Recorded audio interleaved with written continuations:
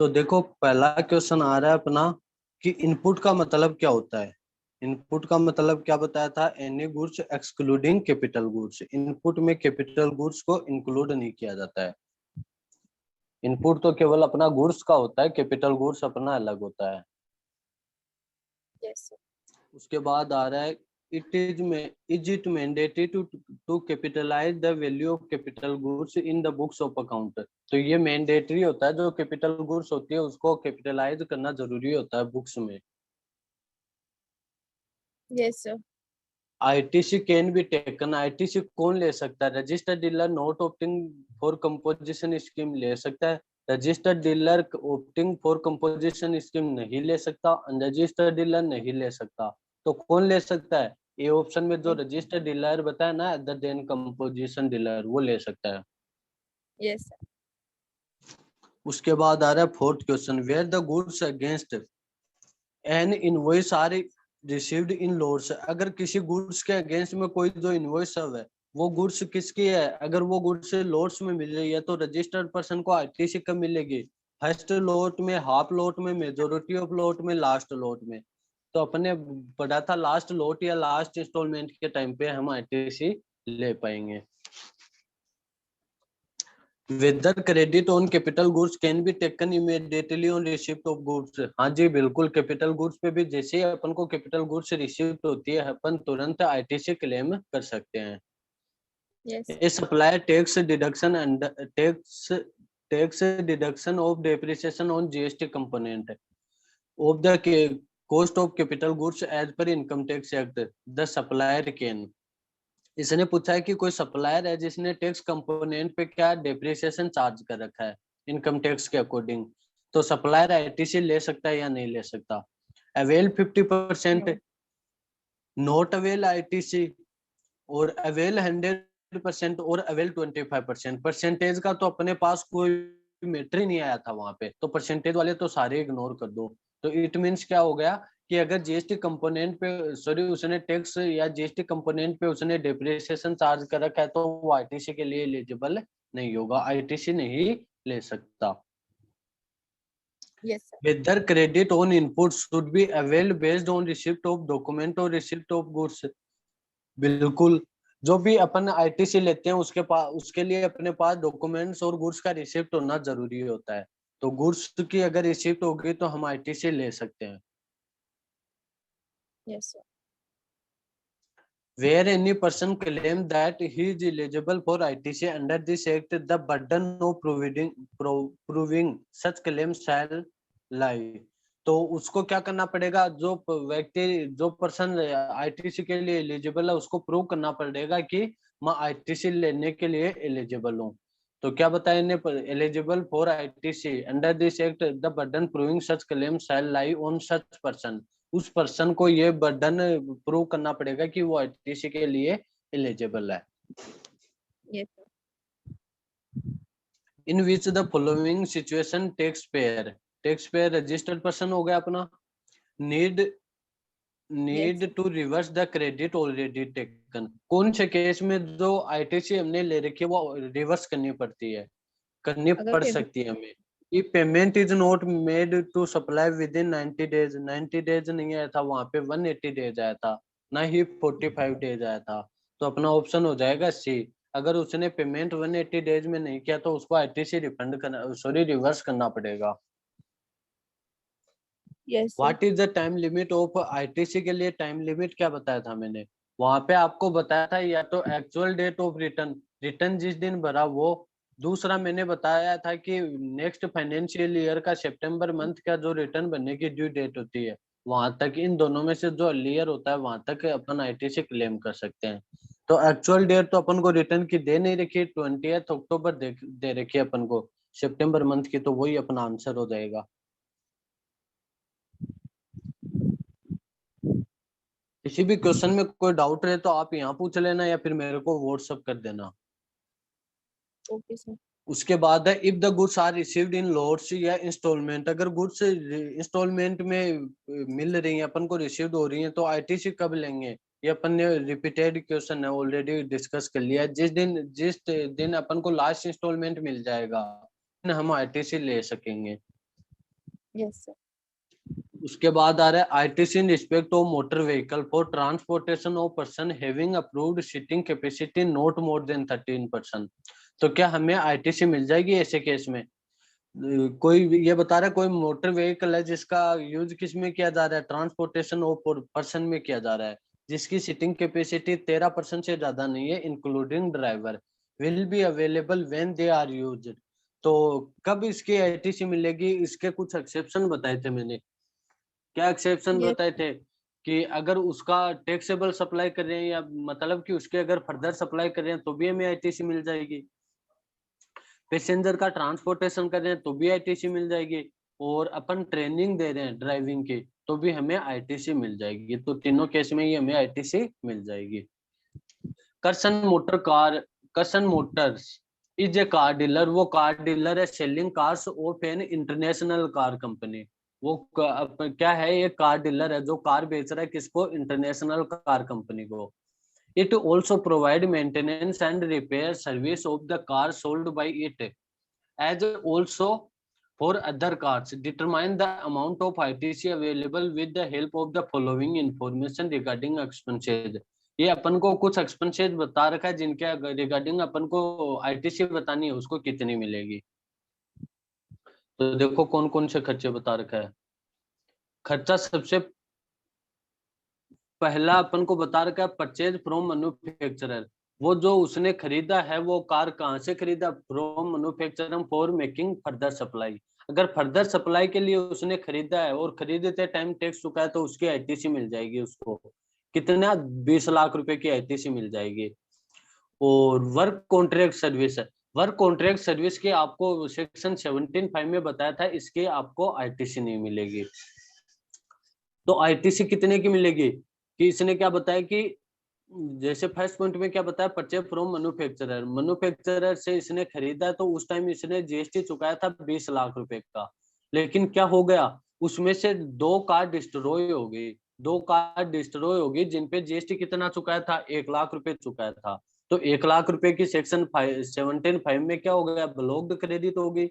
और जो 20 लाख में से 1 लाख को कम कर देंगे तो 19 लाख की हमें आईटीसी अलाउ हो जाएगी।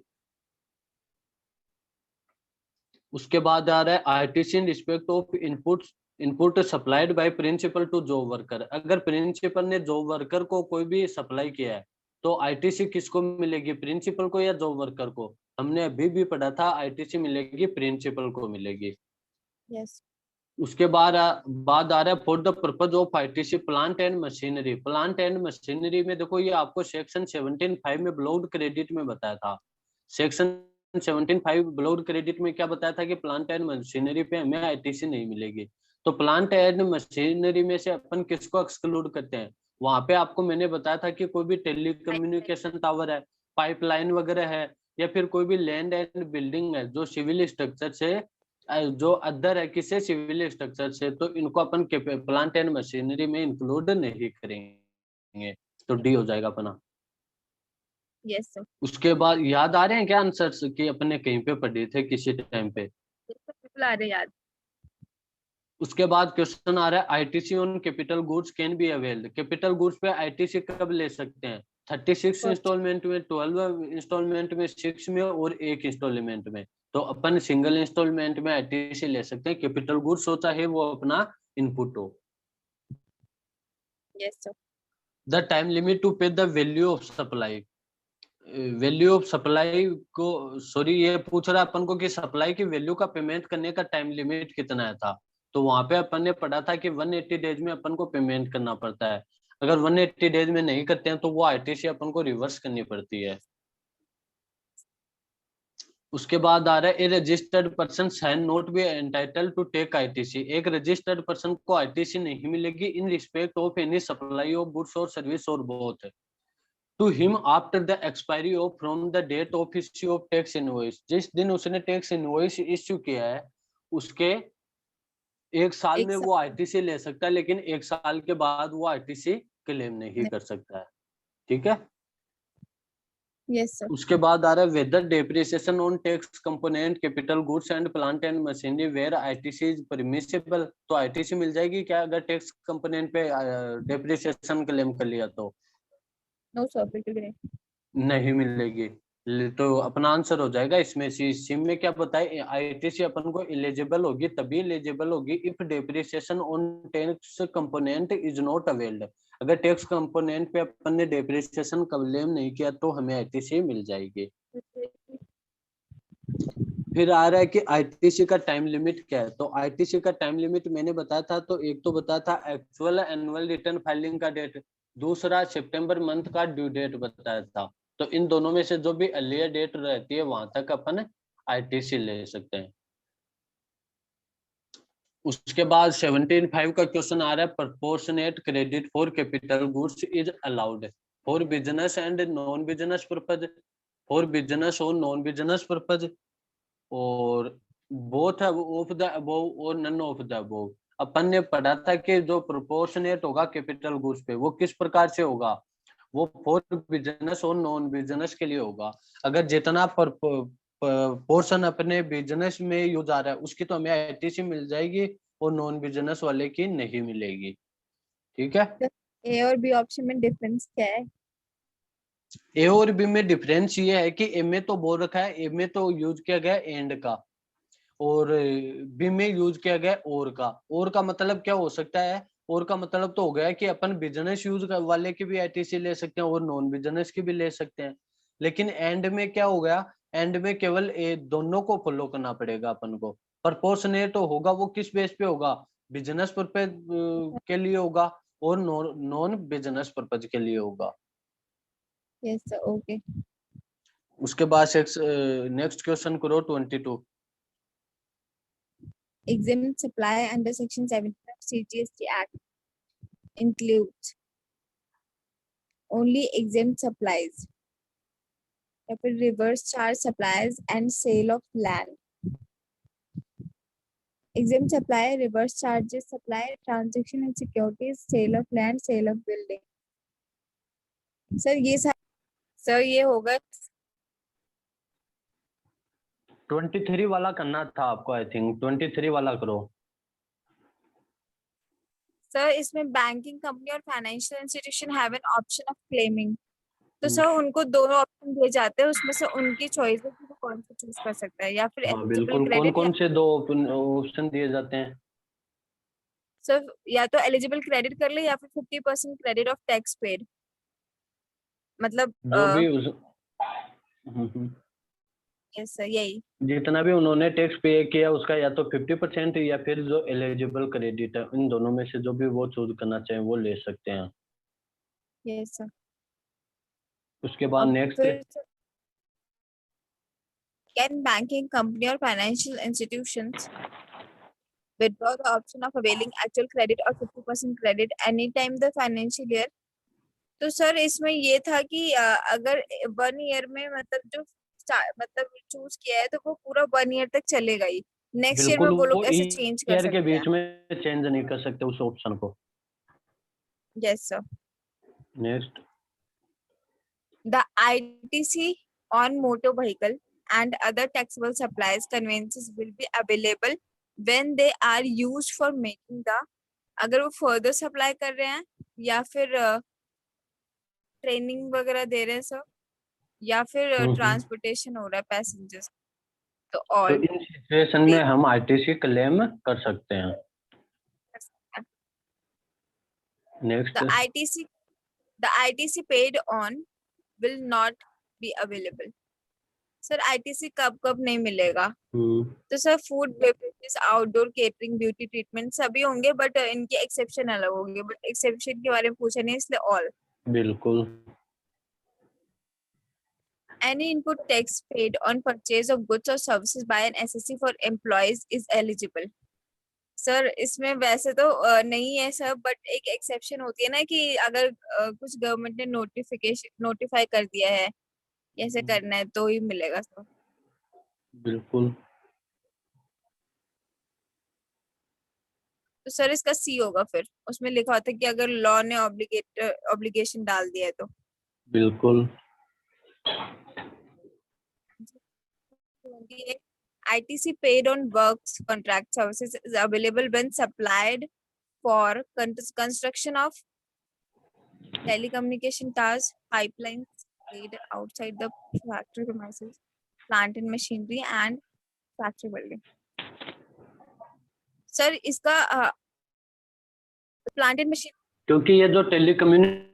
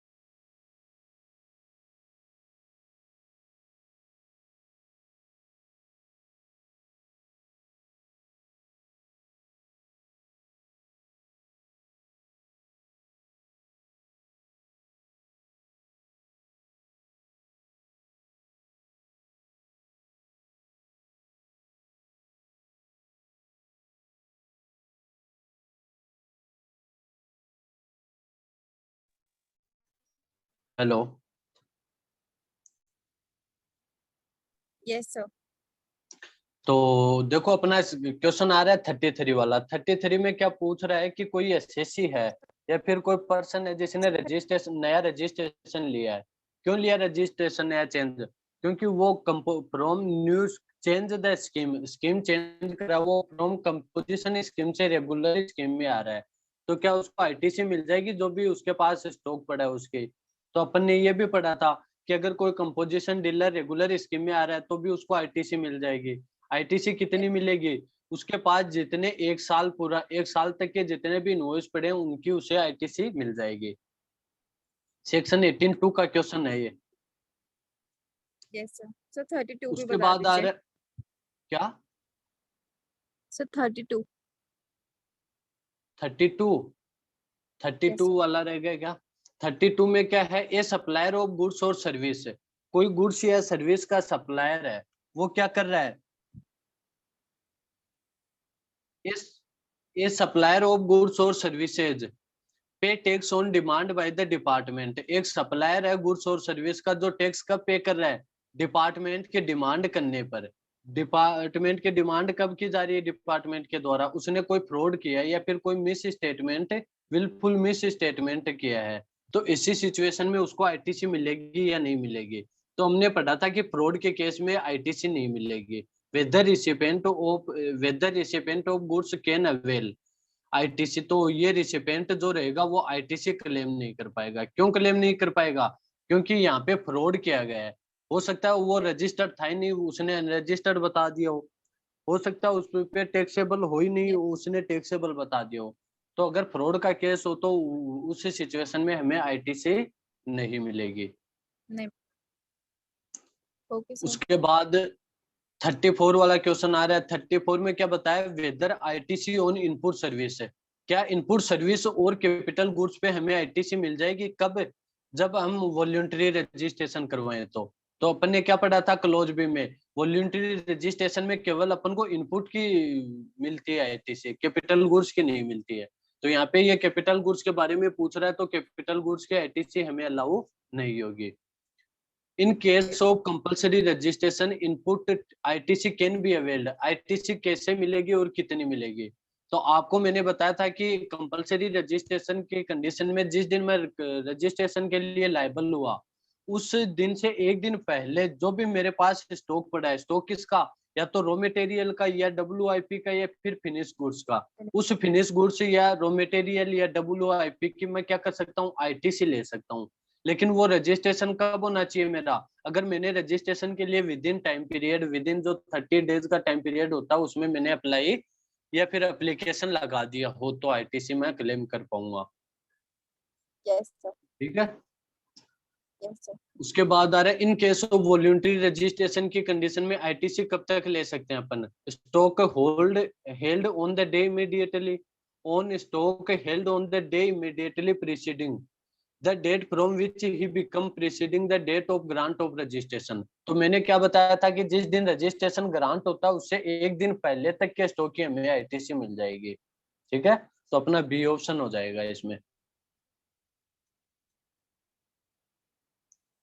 उसके बाद आ रहा है whether credit on capital goods is eligible in case of switching from composition scheme से। अगर कोई पर्सन रेगुलर स्कीम में आ रहा है तो उसको मैंने आपको वहां पे भी बताया था, दो क्लोज बताए थे, या तो कंपोजिशन से रेगुलर में आ रहा है या फिर एग्जाम से टैक्सेबल सप्लाई कर रहा है। तो इसी सिचुएशन में उसको इनपुट की भी मिलेगी तो कैपिटल गुड्स की भी आईटीसी मिल जाएगी। तो यहाँ पे ये बात कर रहा है कंपोजिशन स्कीम से किस में आ रहा है? रेगुलर स्कीम में आ रहा है। तो अपन को पूछा कि आईटीसी किसकी मिलेगी, तो eligible but only of capital goods. तो कैपिटल गुड्स की नहीं, इनपुट की भी मिल जाएगी। और सी में इसने बताया yes immediately before the date from which he become liable to pay tax under the regular scheme. तो रेगुलर स्कीम में जिस दिन वो टैक्स पे करने के लिए लायबल हुआ उसे एक दिन पहले कि उसको जो भी उसके पास कैपिटल गुड्स है या फिर जो भी उसके पास इनपुट पड़ा है उन सबकी इसको आईटीसी मिल जाएगी। Yes sir. Can the unutilized ITC be transferred in case of change in constitution of business? ये पूछ रहा है कि अगर बिजनेस का कॉन्स्टिट्यूशन चेंज हो रहा है तो जो अनयूटिलाइज क्रेडिट है उसका ट्रांसफर किया जा सकता है। हाँ जी, बिल्कुल किया जा सकता है, लेकिन उसके लिए कंडीशन थी। कंडीशन कौन सी थी? कि जो भी मेरे बिजनेस की ऑल असेट्स और लायबिलिटीज हैं उनका भी अगर मैंने ट्रांसफर कर दिया तो ही वो अनयूटिलाइज क्रेडिट का ट्रांसफर हो पाएगा। तो इसने यस पूछा है कि क्रेडिट कांट बी ट्रांसफर, ये भी रॉन्ग हो गया। No it will be exhausted, ये भी रॉन्ग हो गया। यस, हाँ उसको आईटीसी मिल जाएगी। इट विल बी ट्रांसफर कब मिलेगी? जब उसने सर। ट्रांसफर लायबिलिटीज का भी ट्रांसफर कर दिया और साथ में एसेट्स का भी ट्रांसफर कर दिया हो तो सी ऑप्शन हो जाएगा इसमें। उसके बाद आ रहा है if there is a mismatch of supplier outward supply and recipient claim ITC on the same transaction. Tax paid is claimed to be more by the recipient than the tax show as payable in the invoice of the supplier.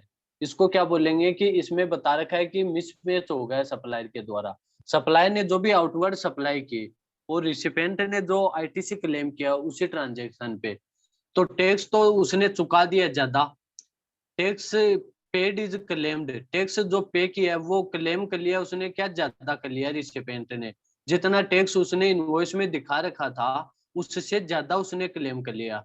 तो ऐसी situation में हमें क्या करना पड़ेगा, जो भी उसके आउटपुट टैक्स लायबिलिटी रहेगी ना उसको वापस से ऐड करना पड़ेगा। ऐड करना पड़ेगा मतलब जैसे फॉर एग्जांपल उसने 2 लाख रुपए की आईटीसी क्लेम कर ली, लेकिन उसकी जो आईटीसी एलिजिबल था वो कितनी थी, उसकी उसकी 1.5 लाख रुपए थी, लेकिन उसने क्लेम कर लिया 50,000 रुपए ज्यादा, तो 50,000 रुपए को उसको अपन क्या करेंगे आउटपुट टैक्स लायबिलिटी में वापस से ऐड कर देंगे और वापस से उसको पे करना पड़ेगा। Yes, sir. Okay. उसके बाद आ रहा है विच of the following statement is true for composition dealer. Composition dealer के लिए कौन सा स्टेटमेंट ट्रू है? कंपोजिशन स्टेट डीलर को 50% आईटीसी मिलती है, बिल्कुल नहीं मिलती। कंपोजिशन डीलर को 100% मिलती है, बिल्कुल नहीं I मिलती। ITC is not available on inward supply made by composition dealer. Composition dealer ने जो भी गुड्स खरीदी है उस पे उसको आईटीसी नहीं मिलेगी, तो अपना सी ऑप्शन राइट हो जाएगा। Yes, sir. उसके बाद बताए is ITC input tax fully restricted in case of switch over from taxable to exempt supply. अगर कोई टैक्सेबल से एग्जम्प्ट सप्लाई होगी, उसकी जितनी भी जो सप्लाई थी वो टैक्सेबल से एग्जम्प्ट में आ गई, तो क्या ऐसी सिचुएशन में जो आईटीसी थी वो रेस्ट्रिक्टेड हो जाएगी? हाँ जी बिल्कुल हो जाएगी। अगर वो क्या टैक्सेबल से एग्जम्प्ट सप्लाई में आ रहा है तो इसी सिचुएशन में जो भी उसके पास आईटीसी है वो रेस्ट्रिक्टेड हो जाएगी। दूसरा आ रहा Yes, है sir. Which of the following inward supply, कौन सी inward supply are not eligible ITC के लिए, कौन सी सप्लाई पे आईटीसी हमें नहीं मिलेगी? इन case of A company manufacturing company है शूज की, तो कौन से केस में उसको आईटीसी नहीं मिलेगी? फूड एंड बेवरेज में नहीं मिलेगी, आउटडोर केटरिंग में नहीं मिलेगी, हेल्थ सर्विस पे भी नहीं मिलेगी, ऑल ऑफ द अबव। तो ये सारे के सारे पॉइंट किस में कवर होते हैं? सेक्शन 17(5) में कवर होते हैं, जहाँ पे हमें आईटीसी नहीं दी जाती, तो इनमें किसी की भी आईटीसी नहीं मिलेगी। Is input tax to be paid, जो भी इनपुट टैक्स पे किया गया in case of switch over, switch over क्या बताया है? Switch over to taxable to exempt supply. अगर टैक्सेबल से एग्जम्प्ट सप्लाई में आ रहा है तो इसी सिचुएशन में इनपुट टैक्स जो चुकाया गया उसके आईटीसी किस प्रकार से मिलेगी? तो अगर कोई भी पर्सन जो टैक्सेबल से एग्जम्प्ट सप्लाई में आ रहा है तो उसको पता होगा कि इनपुट की भी मिलती है और कैपिटल गुड्स की भी मिलती है, तो ये पूछ रहा है कि उसको आईटीसी मिलेगी क्या? हाँ जी बिल्कुल मिलेगी। Yes, equivalent to the credit in respect input held in stock. Input में सेमी फिनिश भी आ गया, फिनिश भी आ गया और रॉ मटेरियल भी आ गया, साथ में क्या आ गया? कैपिटल गुड्स भी आ गई। तो अपना ए ऑप्शन राइट हो जाएगा, इसमें सबकी आईटीसी मिल जाएगी उसको, इनपुट की भी और कैपिटल गुड्स की भी मिल जाएगी। Yes, sir. उसके बाद आ रहा है is input tax to be reverse in case of supply of capital goods. Capital goods की सप्लाई करने पर क्या हमें आईटीसी वापस से रिवर्स करना पड़ेगा? अगर हमने कोई भी, मेरे पास कैपिटल गुड्स पड़ी थी उसकी मैंने सप्लाई कर दी, जैसे फॉर एग्जांपल मेरे पास 10 लाख रुपए की कोई कैपिटल गुड्स थी, उस पे मैंने 1,80,000 रुपए का टैक्स चुकाया था, लेकिन उसका मैंने 6 महीने यूज करने के बाद उसको जैसे फॉर एग्जांपल 8 लाख रुपए में वापस बेच दिया, वापस बेच के जैसे फॉर एग्जांपल उस पे 18% टैक्स चार्ज कर लिया, तो ऐसी सिचुएशन में जो आईटीसी मैंने ज्यादा क्लेम कर रखी है उसको क्या मेरे को रिवर्स करना पड़ेगा? हाँ जी बिल्कुल रिवर्स करना पड़ेगा। ठीक है, अब रिवर्स करना कितना पड़ेगा ये बात करें अपन को, 18 सेक्शन 18(4) की बात कर रहे हैं यहाँ पे। तो 18(4) में अपन ने क्या पढ़ा था? 18(4) में अपन ने पढ़ा था कि जितनी उसके लिए एलिजिबल क्रेडिट कितनी है, एलिजिबल क्रेडिट, तो जैसे फॉर एग्जांपल मैंने 10 लाख रुपए की खरीदी थी, 10 लाख की, और 1,80,000 रुपए का मैंने टैक्स चुकाया था, तो ये तो मेरी एलिजिबल आईटीसी हो गई। अब मैंने उसको वापस बेच दिया, वापस कितना में Yes, बेच दिया, 8 लाख रुपए में बेच दिया, और 18% वो सॉरी टैक्स चार्ज कर लिया इस पे, तो 18% कितना हुआ, कितना हुआ 8 लाख रुपए का,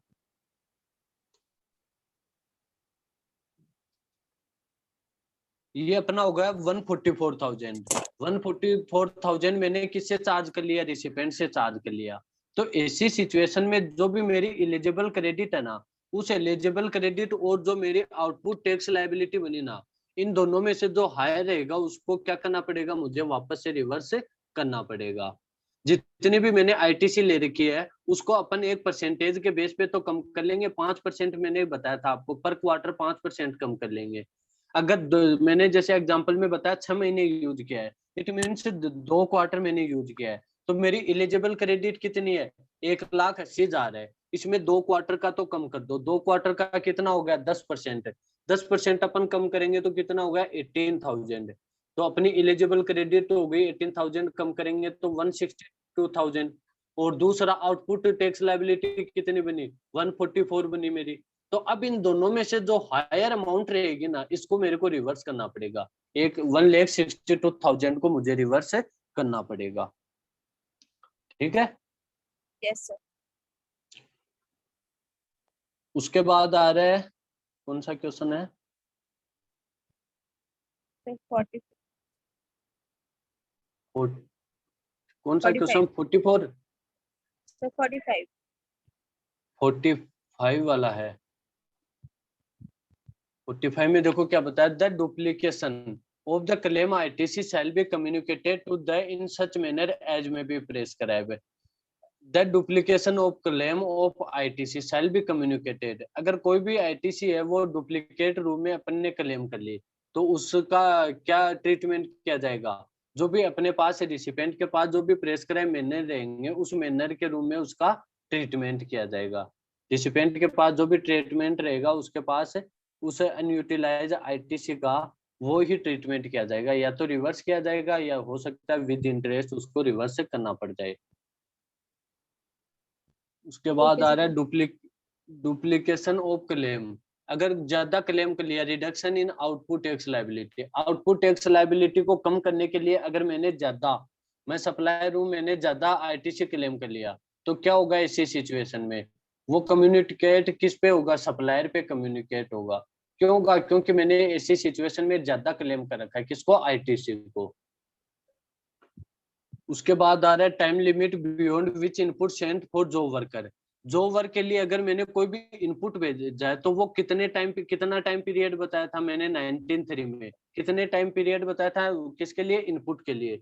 इनपुट के लिए One. मैंने आपको बताया था 1 ईयर बताया था, और अगर कैपिटल गुड्स है तो उसके लिए मैंने 3 इयर्स बताया था। तो 47 में तो अपन को पूछा इनपुट के बारे में, तो इनपुट के बारे में 1 ईयर हो जाएगा। 48 में पूछा अपन को कैपिटल गुड्स के बारे में, तो कैपिटल गुड्स के बारे में अपना हो जाएगा 3 इयर्स हो जाएगा। Yes sir.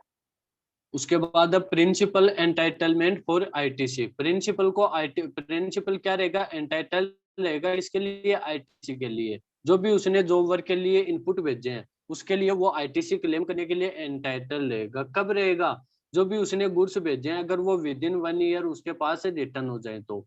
1 ईयर का रूल आया था वहां पे, यहाँ पे बता रखा है Yes sir. 369 मंथ का, तो 369 मंथ ना हो के अपना हो जाएगा 1 ईयर हो जाएगा। और सर कैपिटल वाले में भी 3 years का. कैपिटल गुड्स में हो जाएगा अपना 3 इयर्स का रूल हो जाएगा। ठीक है, उसके Yes बाद आ sir. रहा है is the principal entitle, principal ITC के लिए एंटाइटल होगा, क्या होगा, गुड्स दो ही हैज नॉट रिसीव्ड, अगर उसको गुड्स जो उसने जो वर्क के लिए भेजी थी अगर वो वापस ना मिले, ठीक है ना, अगर वो उसे वापस ना मिले तो क्या वो आईटीसी के लिए एलिजिबल रहेगा। हाँ जी, आईटीसी के लिए एलिजिबल क्या रहेगा, वो आईटीसी के लिए एलिजिबल तो रहेगा। ठीक है ना, अगर उसने जो भी गुड्स किसको भेजी है, अगर जो Yes. भी कौन है रजिस्टर्ड पर्सन है उसने जॉब वर्क के लिए जॉब वर्कर को कोई भी गुड्स भेजी है तो वो आईटीसी के लिए एलिजिबल रहेगा, एंटाइटल रहेगा। इन केस ऑफ आईएसटी का तो देखो अपन ने पढ़ा नहीं है, सेक्शन 52 मार्क कर लेना, ये आईएसडी का हो गया। और Okay, sir. 53 भी IASD का हो गया। 54 किसका है? ये भी IASD का हो गया, एट्रीब्यूटेबल पर्टिकुलर रिस्पॉन्सिबल, ये भी IASD का हो गया। 55 भी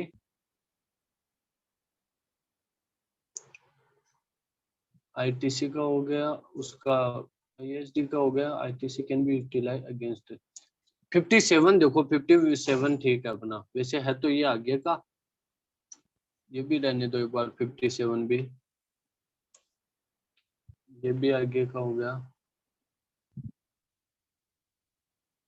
ITC या IASD के क्वेश्चन आ गए 50 से IASD के।